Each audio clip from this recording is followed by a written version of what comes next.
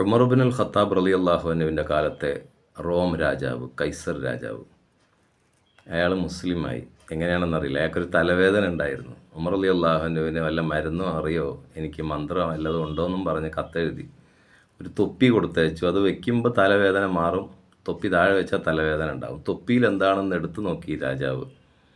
അപ്പോൾ അതിനകത്ത് ബിസ്മില്ലാഹിർ റഹ്മാനിർ റഹീം എന്നൊരു കടലാസ് മാത്രമേ ഉണ്ടായിട്ടുള്ളൂ.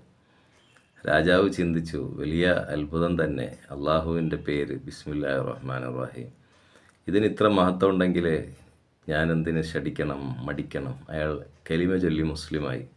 ബിസ്മി എഴുതിയത് ഒരു മന്ത്രമാണ്. ഒരാൾ ഒരു കടയിൽ 35 ബിസ്മി എഴുതിയാൽ, 35 വട്ടം ബിസ്മി എഴുതി വെച്ചാൽ ആ കടയിൽ നല്ല കച്ചവടം വരുമെന്നാണ്. ചെറിയ കാര്യമായിട്ട് കരുതണ്ട, ബിസ്മിയാണ്, ഫലം വലുതാണ്. ബിസ്മി ചൊല്ലിയിട്ടാണ് ഏത് കാര്യവും നമ്മൾ